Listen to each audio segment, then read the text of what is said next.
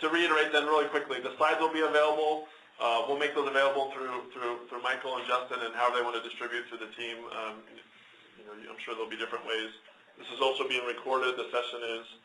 And then the last of the question, which I think we covered, but just to make sure everyone is crystal clear, there will be no requirement for anyone there will be no mandate for the use of this network.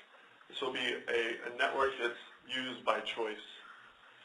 So if the prices or the service aren't compelling to the user, then the users or the agencies don't have to use it. So, all right. So now jumping into the next topic, we kind of did the background, we got some questions. Now we're going to focus on the two areas that we really want the states to kind of help start thinking about to prep them for consultation, and that is coverage and users.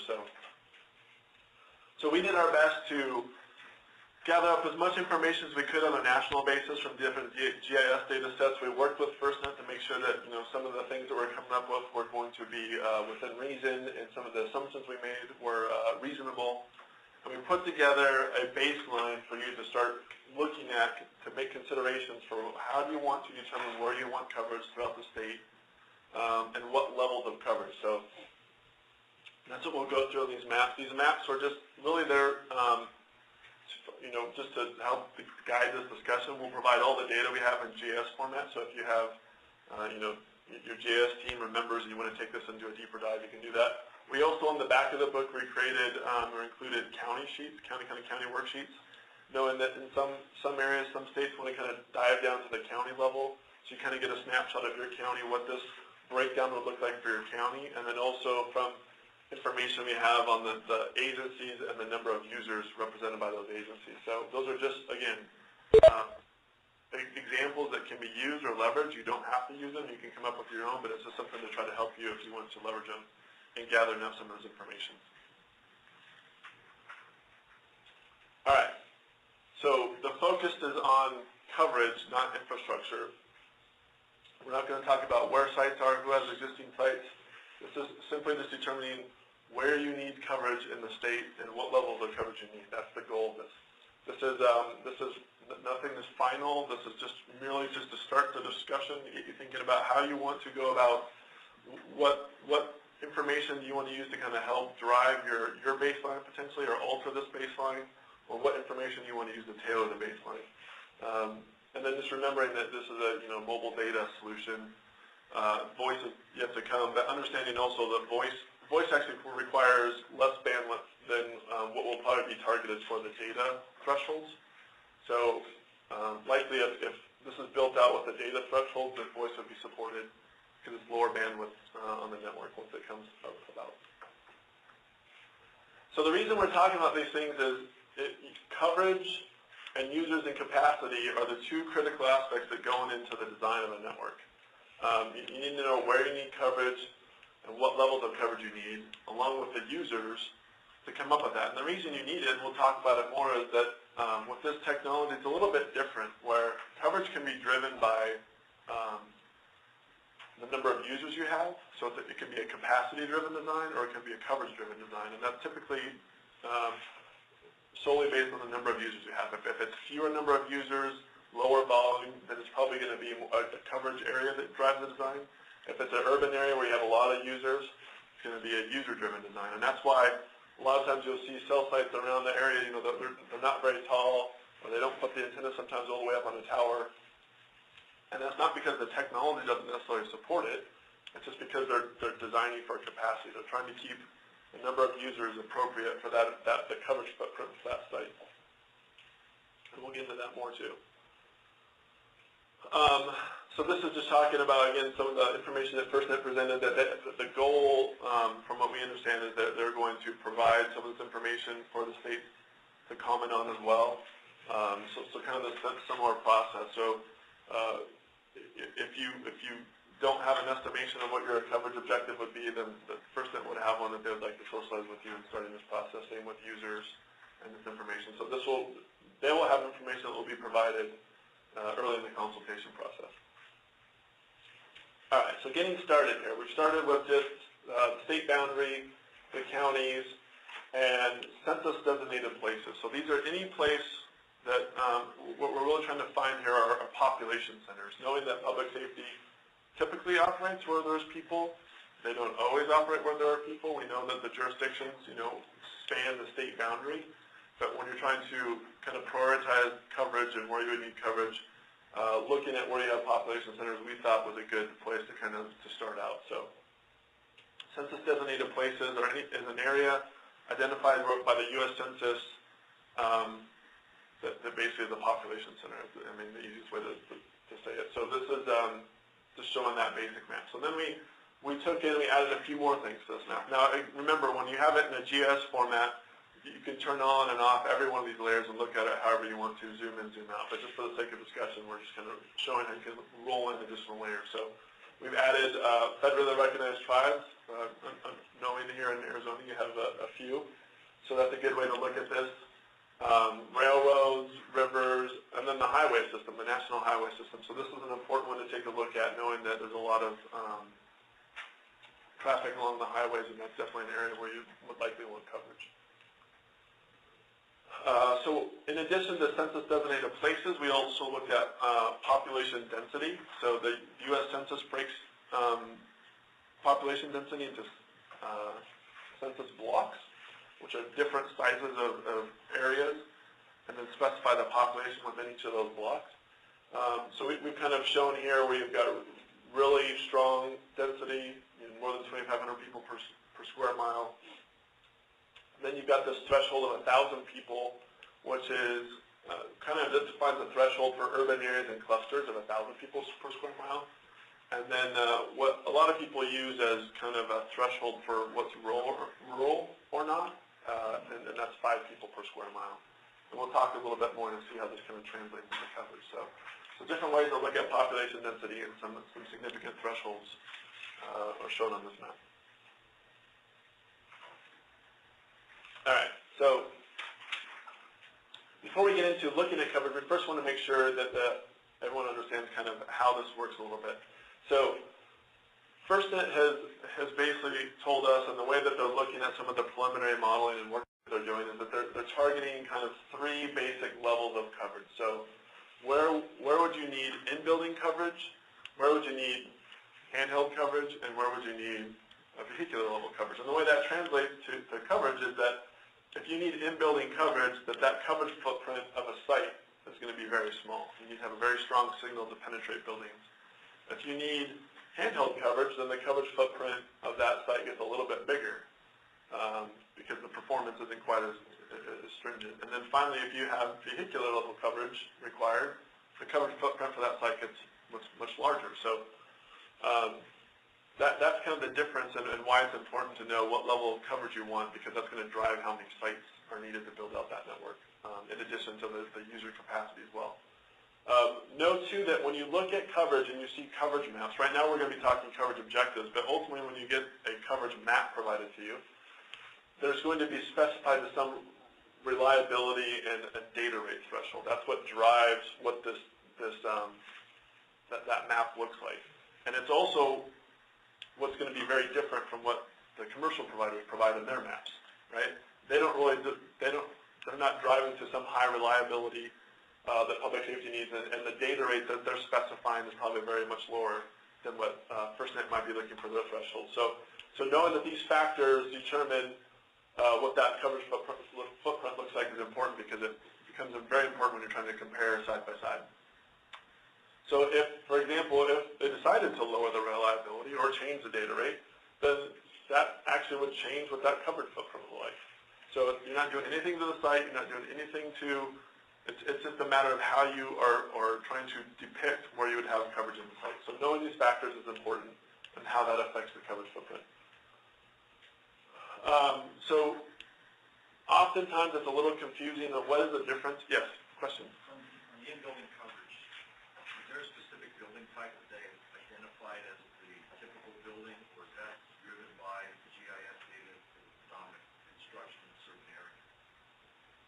For in-building coverage? Yeah, because like meaning high-rise is a different resistance from RF than say, woods construction. Right, correct. So when they specify in-building, they'll have different ways that they'll look at the building types to figure out how much additional margin they need to penetrate that building. So that's not something for you guys to identify or worry about. You just identify, I need in-building here. They'll figure out what type of building it is and then what type of penetration it is. A couple of questions on the chat window. What or who defines reliable coverage? So this is going to be one of those factors of consultation, a great consultation of, it's likely that FirstNet will present or recommend kind of the way they're looking at it. But we've talked to several states and we've already seen a wide variety of opinions on reliability factors and minimum data rates. Some states kind of want to know, when you show me coverage, I just want to know where I'm going to get service. You know, where am I going to get at least one bar? And so I know I've got some type of connectivity. Others are saying, no, I want high data rates minimally at any place where you're showing me I have coverage. And if I get more data beyond that, so be it.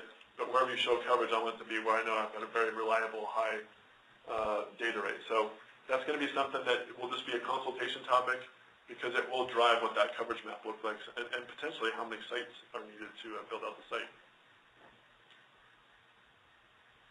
Another question with regard to coverage, is user density being considered, as there could be anywhere from 1 to several hundred users located in a specific area at one time? Absolutely, user density is very important. We will talk about user density in the kind of the user section. We've got a couple of slides similar to this to point out how the importance of user density and how it affects the system. So we'll get to that. Good question. Another point was made that for LMR we should strive for full in-building coverage, or we do strive for full in-building coverage. And yeah, so that's, you know, no different here. If the requirement for you to operate in certain areas for in-building coverage, whether it's city limits, I know that's commonly a way that it's bound, then those are the type of requirements you would pass back to FirstNet, that this is where we want in-building coverage, and begin that consultation process. So, questions?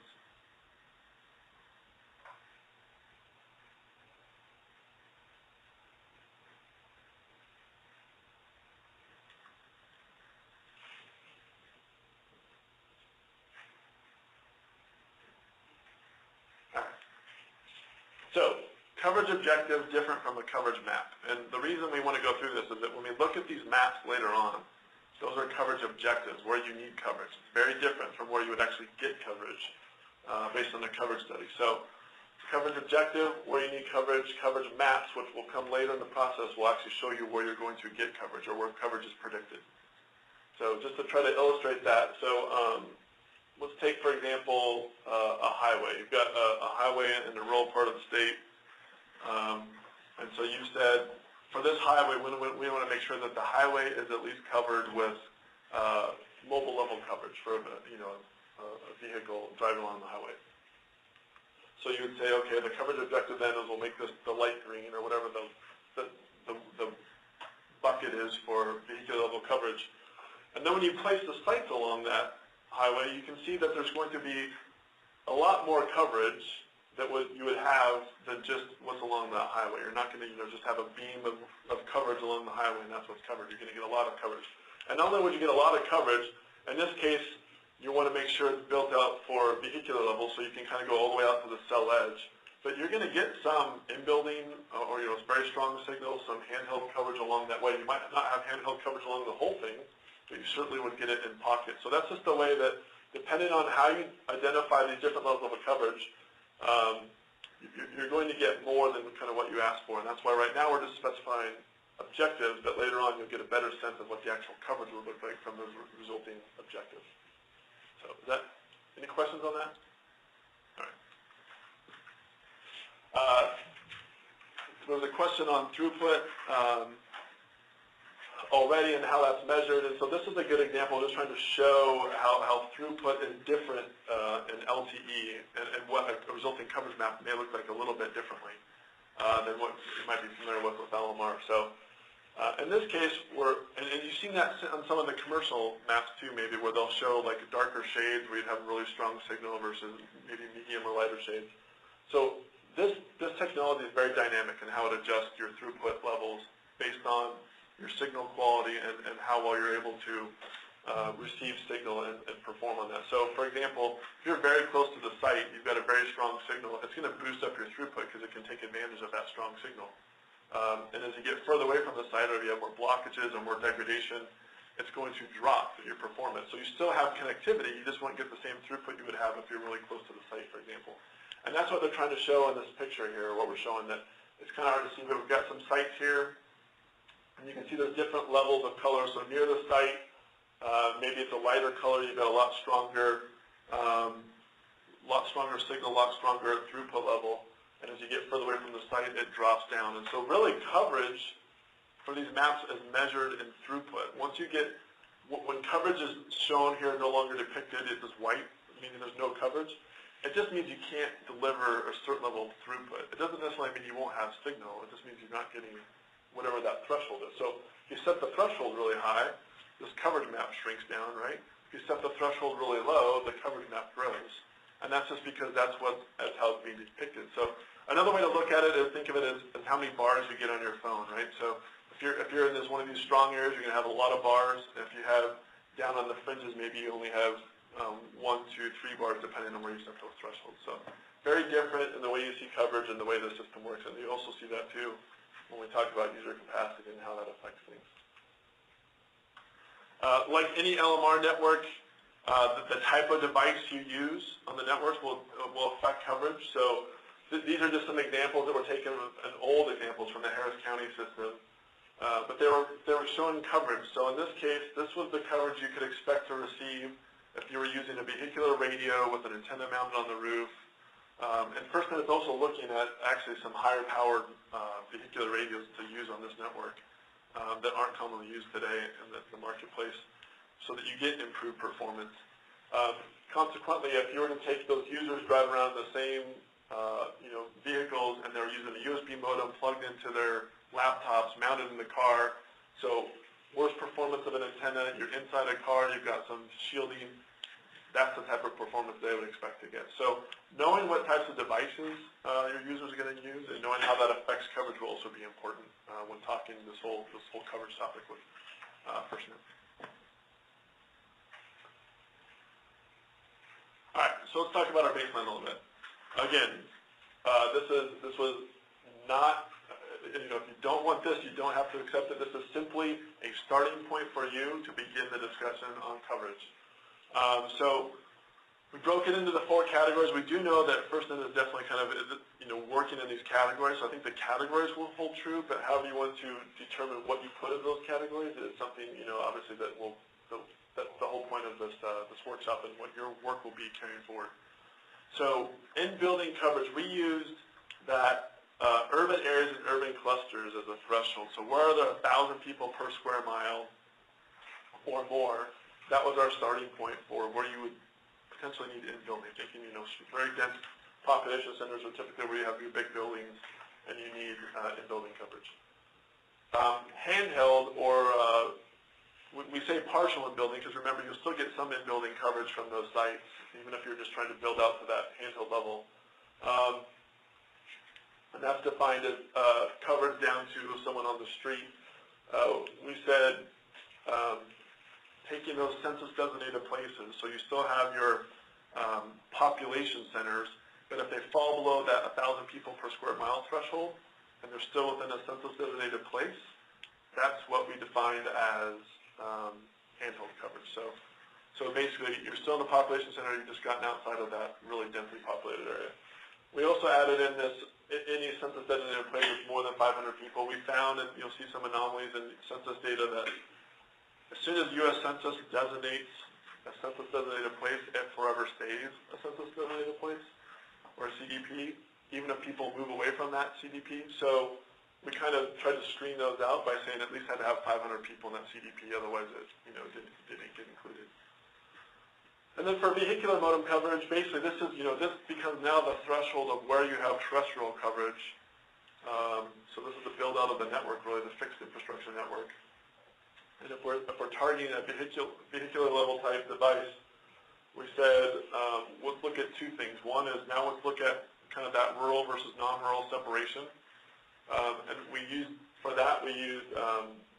people per square mile, and that was actually a number that was represented by the PSIC actually, saying that here's actually Harlan McEwen previously in his role said that they were kind of using that target to define rural versus non-rural. So we so that sounds like a pretty good starting point. So So 5 people per square mile, and then in addition to that, the major highway systems, knowing the importance of those in traversing. So for mobile or vehicular level coverage, we combine those 2 data layers and said, okay, so we take the highway system, 5 people per square mile, add to what we've already done, the combination of that becomes where you're looking at all terrestrial coverage. And then wherever you don't have that, that's where you would rely on those satellite or deployables for coverage. So let's take a look at what that looks like on the map now. So, in-building coverage, 1,000 people per square mile, urban areas, urban clusters.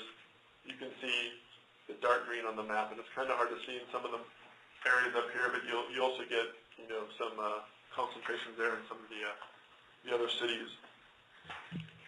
And these are, again, if you want to go into those county worksheets, it's the same information, it's just broken down to the county, so it's kind of a zoom-in type ability. The next was handheld or partial in-building. So this is, again, the outside those 1,000 people per square mile, but still within the census-designated place. So you can see that's depicted by the light green. So a lot more of these areas where you might want to have at least handheld or on-the-street type coverage. The next one then is the combination, remember, of 5 people per square mile and the highway system. So when you take those and combine them together, you can kind of see in Arizona, especially since the population is very concentrated, you can definitely see where the highways are driving that, and then in some of the urban areas where you can see population, where the 5 people per square mile is driving that right around some of the population centers. So that's the resulting coverage objective, not the coverage map, based on that baseline that we put together as a starting point for you to discuss. The resulting white would be deployed with satellite or some type of deployables. So, knowing that population and highways is a limited data set with which to evaluate public safety requirements, and we know that you want to tailor this, we tried to put in additional information that you could use to take into consideration for how you want to determine coverage. So, bringing back in some of those other layers we looked at previously, tribal lands. So this is a good way, then you overlay tribal lands on top of this, and you say, well, there's a lot of tribal lands that aren't identified for any type of coverage. So do you want to, cover the whole tribal land, or look at what are the unique requirements within the tribal lands if it's not already covered by that baseline or whatever you put together? This is a way you could do that and kind of have that discussion with the tribes.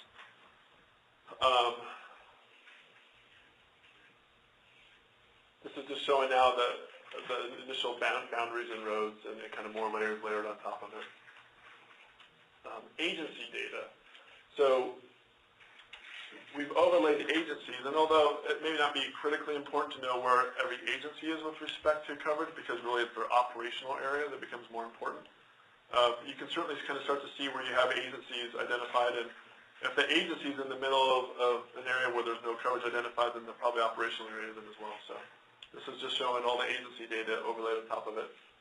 Facilities. Now this gets really important back to your question about the corrections facilities. So we've identified from various sources where there are some critical facilities that we think would probably be of significance or of importance to public safety. So prison areas, certainly, where's that prison that's out in the middle of the rural area where there's no coverage identified, but you need coverage and all the routes going to and from it need coverage. It's a perfect example where you want to make sure that those are captured, included in your coverage baseline, and what level of coverage do you need.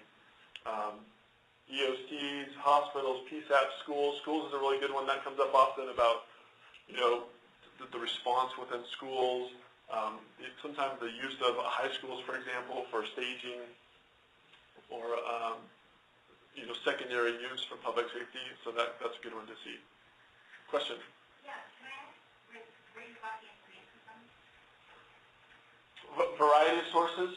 A lot of this information came from DHS, the HSIP data set, Homeland Security Infrastructure Protection Program.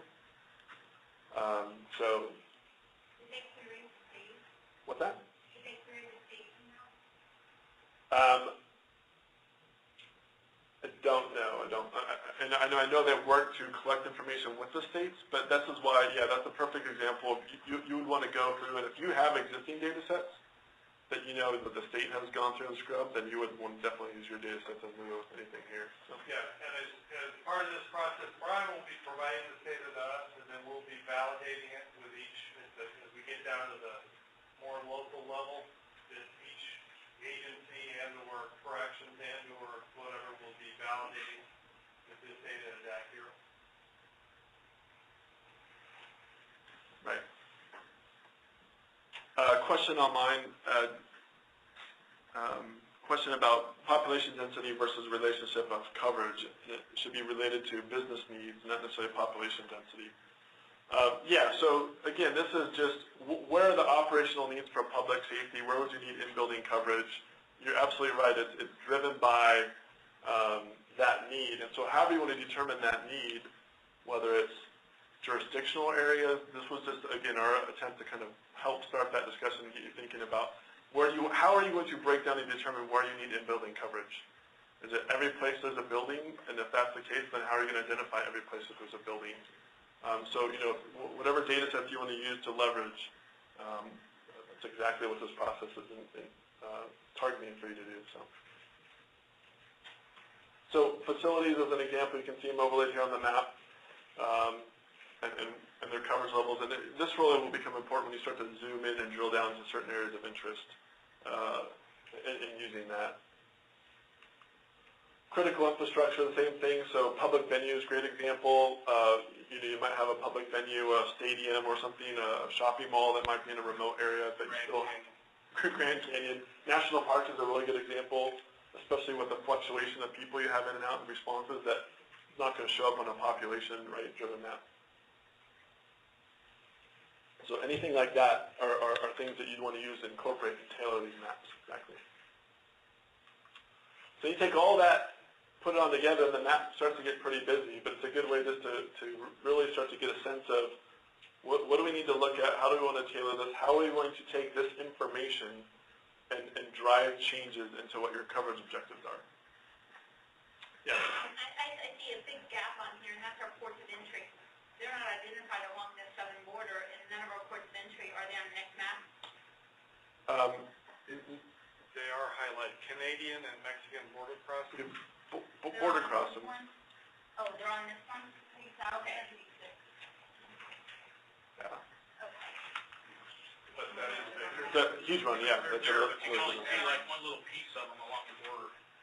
The little icon is like chopped in half. So yeah, yeah, it gets cut at the state line. So. Border crossings are only in the United States. It's a great example, though. I mean, you'll know exactly once you look at this where you need coverage and start to provide input that we need whatever portable level coverage at that area or in-building coverage, and you can specify and provide that input so that gets rolled into your coverage objective. This is just a view where if you take that coverage objective and you kind of flip-flop it and you put it on top of all that information, almost to kind of mask out everything, you can kind of then start to see what still shows up from behind that. And that might be a good way when you're looking at some of the tools that once you've identified your coverage objectives, you overlay those on top and what sticks out, what's still not being covered with your coverage objective. It's just a different way to view the data to kind of take a look at it. That's what this is doing. Let me get this straight. You've removed all the points of interest, let's say, that have been covered? Nope. All we've done is when you're working within GIS, you can determine which layers go on top. Oh, okay. So on the previous map, all this data was on top of the coverage objective, and on this map, all of it then goes behind. So it's a way to kind of mask out and look at what might be missing. So, good question. Any other questions? Just trying to show examples of how you can take this information and kind of reassess and evaluate. Federal land. So Arizona obviously has a lot of federal land, and the engagement with the federal agencies and how this would get incorporated into the coverage. Where do you have coverage on federal lands, or where is it lacking? Again, FirstNet will be working with federal entities, but certainly as it pertains to you and federal lands, this could be something you take a look at for consideration.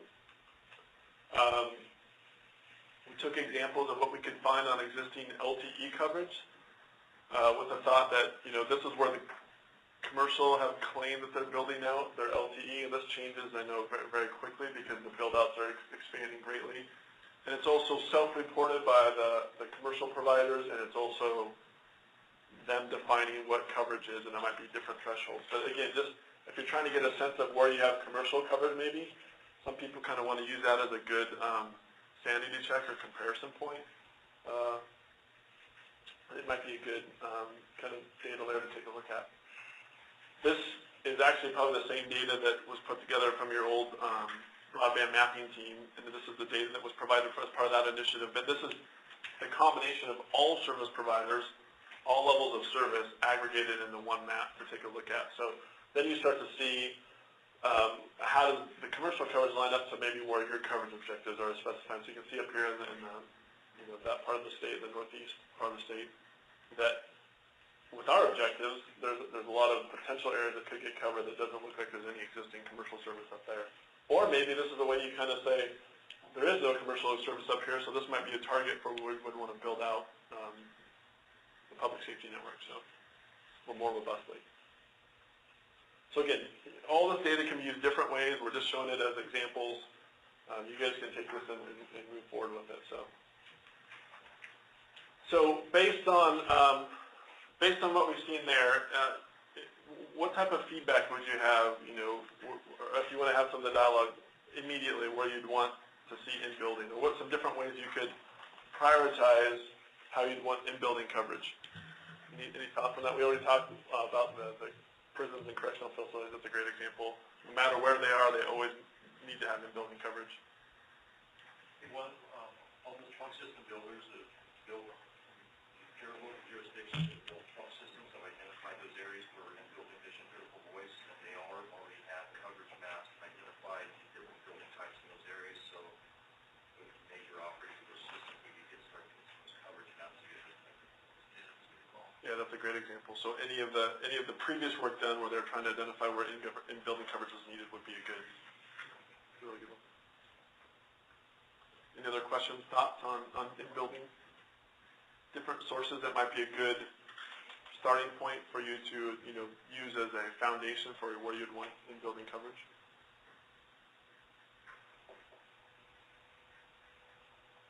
All right, how about handheld coverage? Just what would be a driving factor? Again, we kind of just use population density. We know that's maybe not necessarily the best case, but can you think of other ways where you'd want minimally to have some type of handheld coverage to a device, and what thresholds or what data sets you would use to help drive that determination?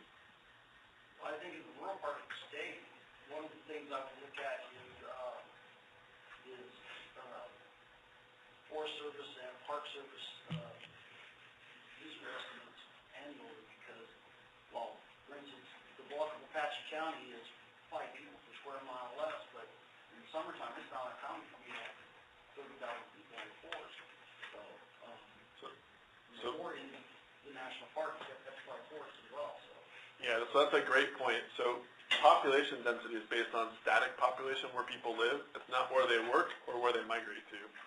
So wherever you have people going influxes of population is a great one to identify on where you want coverage. I'm thinking venues where it's foot traffic only, stadiums, or in the city kind of areas that generally people are not driving, but high density. High density, yeah. How about any big, we always use the example up in Nevada with Burning Man, where they're going out to the middle of the desert and there's a huge, gathering of people. Are there examples like that where you might probably want at least handheld coverage to that area, even though it might not be driven by those?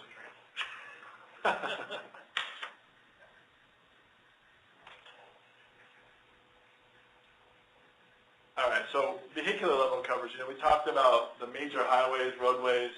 A lot of feedback we get there. Sometimes there's secondary roads or evacuation routes, or key roads that they might not be a major highway, but you still want to make sure they have some level of coverage, even if they are in a rural part of the state.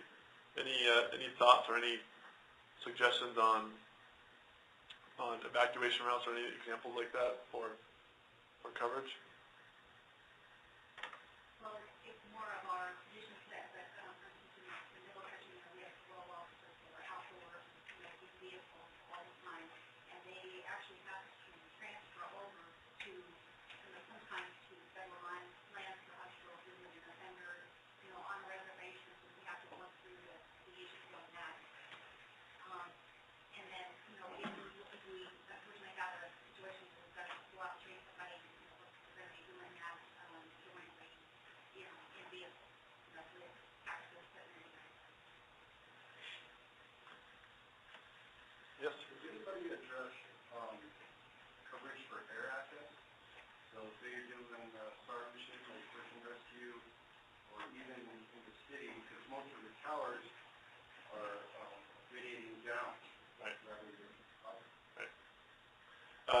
Great question. It's come up. I would definitely recommend that whatever operations you have that would require those types of communications that you want to operate on this network, that those get mentioned in the discussion and how they could potentially get covered.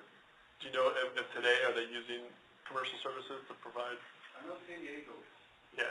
Yeah, San Diego, the basic experiments were backed up to 99 installer missions. Actually, one of our actually called How are they doing that on the commercial networks, or are they doing that on their own dedicated link? It's on their own closed system, but it's just not easily being airport. Well, I shouldn't say just easily, it's like you said. Exactly. That's a point on the tower. Theirs is a closed microwave. Yeah, they're pointing to the different mountaintop sites throughout the. Bounce it out. So that is, and there's been a couple there. I know the network that they've built out in Harris County, they kind of have a different network where if you get out at elevation, or rather than using a satellite as backhaul, they're using microwave shots to key high points throughout an area. So that's basically what they're doing in San Diego as well. And who knows, that may be the solution, in that you see a microwave shot into But definitely air operations would be a good one to include, because that's. I know on San Diego, and AZPSBN, they actually have it now where I can actually get the tour update on any of the LTE birds to my iPad. Right together.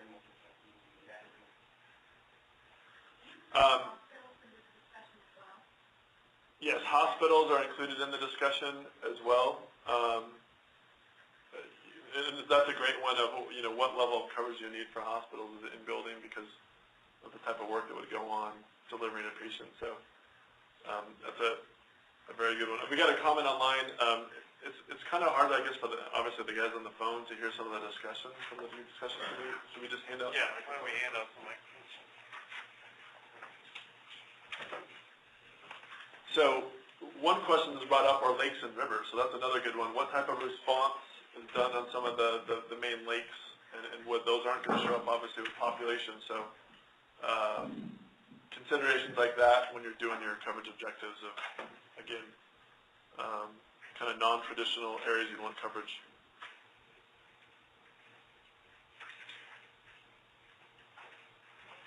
What about just that rural population threshold?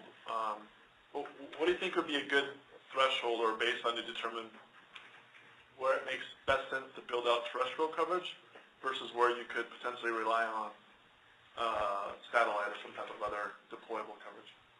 Do you think 5 people per square mile is a reasonable threshold? Do you think there's a better threshold for that? I'm going to make a comment, and I'm pretty loud, so hopefully you can hear me. Don't pretend to get my microphone. My concern would be that when we talk about 5 people per square mile, that we take into consideration the snowbirds and the snowbird population, especially like over in La Paz County and down in Yuma, where we have a very large influx of snowbirds, which, 50% of the year, the residential population that's there 50% of the year doesn't take into consideration that it goes 4 to 5 times above that during the snowbird population. So that would be my concern, is to take into consideration that in Yuma, especially in Yuma and La Paz County. Yeah, driving through yesterday, I think I saw more British Columbia and Canadian. I've got family there myself. I know it very well.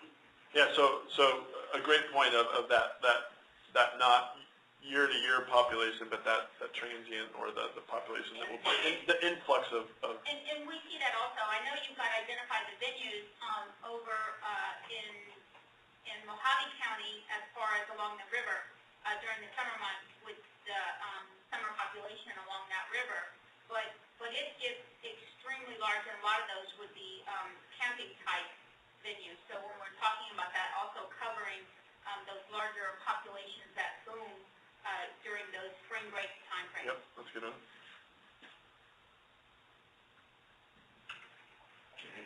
Jay, don't you want to mention the Renaissance Fair?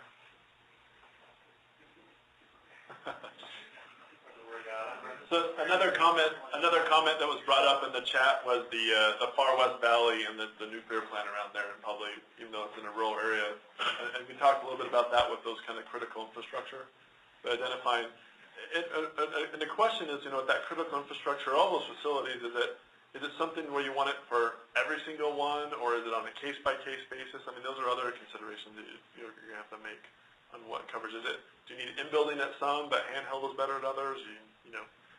A lot of questions on where you need coverage and how you want to use these different factors to determine that. Any other thoughts on rural, just where you want the fringes of this network to be built out to? Are there some border enforcement issues that need to be thought of, particularly on that last level? Are southern counties going to have high enforcement zones that they're going to want more than the standard coverage in? And I think that's a very good consideration, and that's something that we should probably be meeting with core sheriffs on along that, because depending upon where those routes of egress are coming in through, especially along that Oslo area, and there's some other ones that definitely have more coverage.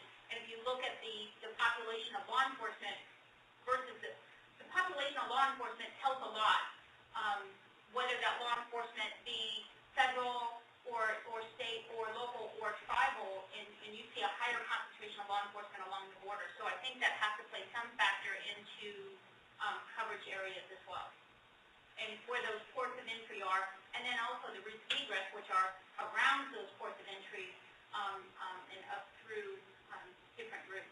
So another way of saying it might be, it's not just the 5 people in that area, it's the 5 people from the state. And I will tell you, it's exactly, and that's, if you walk into Nogales and if you look around, your population versus your law enforcement coverage is much different than what you see, up in Apache County or Navajo County. That per capita, law enforcement per capita is much different coverage. That's a good point. We did have another question online. With respect to coverage reliability, since systems or sites may not always be available due to maintenance or service issues, what is being planned to inform or request approval from end-user agencies on any changes in coverage or system configurations, or to inform them of temporary system impairments? This is important to know for when users need 24/7 coverage. So that's another great question. That's actually been asked several times, and we know there's been challenges on the commercial side where you don't always get that. Oh, by the way, we're taking down a site or two for service repair. So that will be one of those operational issues that will be the perfect type of thing in that operations section of the state plan we talked about. That during consultation, those types of realistic operational issues are important. You want to make sure that you get on the table that's discussed and you know how that process will be worked out. I don't know how it's going to work out. I do know that that question has been asked, and it's very important to know that the users will have some type of input to when systems go down for maintenance, so that they're aware of it and can plan accordingly. It's also in the NIPS statement of requirements. Yep, so good question.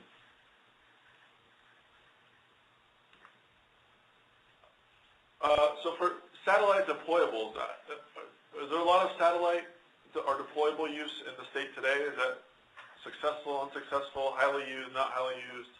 What's some feedback on this concept? Do you think it's a viable potential? Do you not think it is? What are some of the thoughts on satellite or deployables being used to provide a backup to terrestrial coverage? Depends on the incident and the time required on deploying that asset out there. Yeah, if you add more emergency services or special events. So highly dependent on deployment and how long it takes.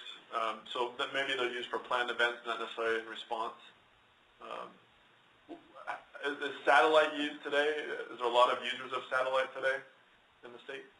The border patrol, maybe increase the satellite. It would be more of a federal, Yeah, that's federal right. Yeah, not local. So it sounds like anyone here in their agencies use satellite? We have plenty of satellite, but it's really a sort of emergency response platform. It's a last resort. Yeah. Recovery. Expensive, painful, Right. So, well, that's not like when you're operational period, it's about 12 hours, that kind of something. Yeah. That when we deploy out in the area, we don't have the infrastructure. So really a last resort if There's no LMR coverage you're resorting to for voice or data or both. Both.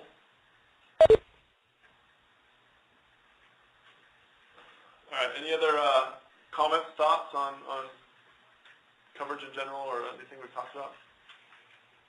One of the things that we're hanging up on too is the in-building coverage. We really kind of glossed over the vehicular modem part of being able to connect a handheld device into the vehicular modem for connection to the system, because those kinds of equipment deployment has an impact on the way you build good businesses. Right. So a comment on there hasn't been a lot of discussions on if you take your handheld device and connect into the vehicular radio as kind of like just like a vehicular repeater, and if that's going to be the preferred method for deployment, that drives how you'd want. Maybe you can specify more vehicular level coverage. And that's also a cost reduction for the users out in the field, because now instead of having five devices that I carry in and connect to the network, I have one vehicle where my device is connected to the network. Right. Yeah, so that's a good example of, you know, I know some of the devices that they're looking at are, you know, been proposed. A vehicular level radio could allow additional devices to connect to it, not only via LTE, but also via Wi-Fi. So you can create a little Wi-Fi bubble or hotspot around the vehicle. All other devices, maybe they don't talk LTE, can talk back to that master connection into the network. So that's a good point.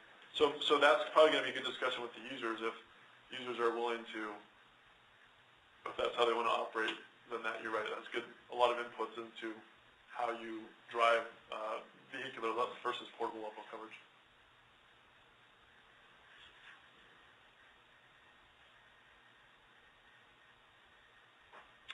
Another question online was, will each state be required to set up a 24/7 NOC to enable or disable users or devices, or will this be handled at a national level? So a couple of different components of that. Great questions. I mean, it's unknown yet.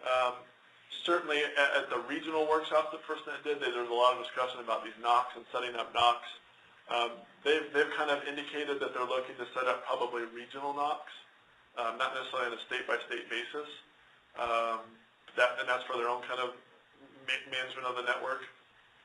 But certainly there was a lot of indications that having the ability for states to incorporate NOC-like capabilities into their own, whether existing NOCs or EOCs or whatever you have, that goes back to that, one of the capabilities of the network they're talking about is that ability to kind of look in and monitor the health and status of the network.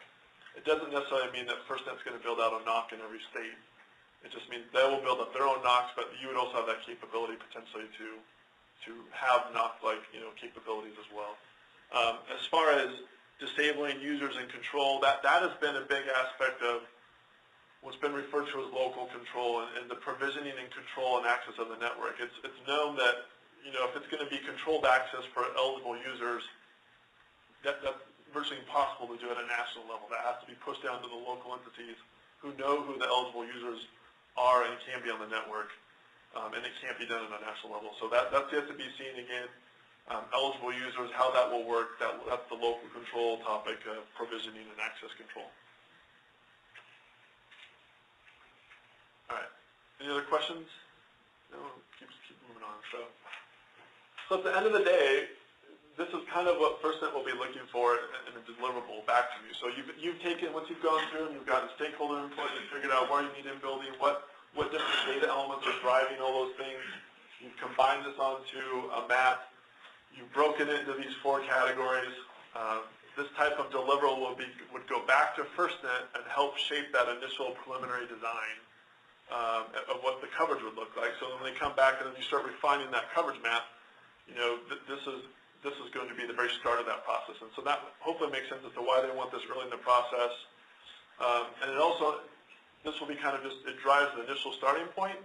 They'll have to look at, you know, the resource availability and what they can do and to begin that dialogue with you of where are some of the trade-offs. When we go, if you want to, we can't, maybe, you know, if you can't deliver all the coverage that's being asked, do you trade off more in-building coverage for wider area coverage? Is it depending on how you're going to operate with vehicular, you know, can you do less portable coverage and expand your vehicular level coverage? Those types of discussions will go in, and that's why that design will be refined throughout the process. But this is what kicks it all off, where you tell us FirstNet what you're looking for from a coverage standpoint. Questions? A couple quick questions. maybe I'm skipping ahead of you, so I apologize if I am, but looking at the agency breakdowns, both by agency type and personnel number for the county-specific worksheet, and just looking at, for my own county, I can see that, you know, talk about the police departments, obviously the numbers that you guys are using are sworn personnel. And is that the standard that you're going with? Because if you look at my agency, the number that you have for us, we're about 250 personnel short of what we actually have. And then additionally, it seems like we're missing some pretty key public safety disciplines like probation and parole, as well as wildland fire, which plays a huge role in the American Southwest. It fluctuates based off the fire seasons and not only the air assets, the ground assets. And I know that, you know, sometimes, oh, well, that's federally controlled. Not always, you know, so that's a question from a user standpoint that's concerning. Yes, no, great questions, and that's, again, we just took data that we had available and made input there so that you can look at it, and with the hope of maybe there's some agencies or some counts you didn't know, so this is the best guess, so you at least have some information to carry forward. As far as who are the eligible users, we just included police, fire, EMS in those tabs. We know that there's a lot more disciplines that are being targeted, and we could include that. The reason we didn't include them in those spreadsheets is really in that, or those county worksheets, all we have are the agency names. We don't have any more data on them. You can get, what we do have is we've taken all of our data that we have. It's available in CASM, one of the tools that we have. And so you can run a report out of that, and it'll tell you every agency that's in that database by discipline, which point of contact, number of personnel, broken down by sworn, total, broken down by full-time, part-time. However you want to break it down, you can do that. We know that FirstNet right now is trying to determine, you know, with more certainty who the eligible users are, to have that discussion, because that will drive a lot of your outreach education and collecting that information. So that's something that they want to have, you know, a discussion around. I know at the initial consultation meeting with respect to users. What about a hierarchy amongst users, and how's that determined? So if you have a massive multidisciplinary event that solicits a response from people even outside of your area, then are there user-based permissions as far as, because it doesn't matter how quality the network is that gets put together, there's always a potential that it could be overloaded. And if that's the case, then what's the hierarchy of user permissions, or however that's set up to who trumps who? Right. So great question. So the question on user priority and how that's going to be set up, and the difference between static priority and initial setup versus kind of dynamic priority, what you change on the fly. Those are a lot of discussions that will be taking place during this. By law, they have to. That is something that's going to be down the road, I think. When you start getting closer to, it'll be included in the consultation process, just not early on in the consultation process, because frankly, I don't know that there's been a lot of work and a lot of discussion, but I don't think there's been a lot of determinations made. And, you know, as you mentioned earlier about personnel, you're absolutely right. The priority on, like, between service officers needs to be lower than your police officers. Right. And that's where some of that ideally will get established in that. Yeah, ideally, it'll be a NIMS ICS, that you declared an incident, everybody loses their, you know, current static priority, and once they join the team, they get established under that priority. Question in the back? No, you're good, okay. So, yeah, good question to know. That's very important, but it'll be coming down the road, especially, you know, once you determine who those eligible users are. You need to know that first before you start talking prioritization.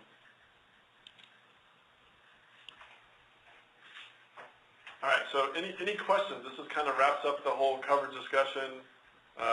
Do you guys have a good understanding of kind of what the next steps or what the objectives are for accomplishing this and getting how you're going to get to this kind of end goal of something that you would deliver to FirstNet? Is there any questions on that? Pretty clear? Pretty easy, right? All right, good deal.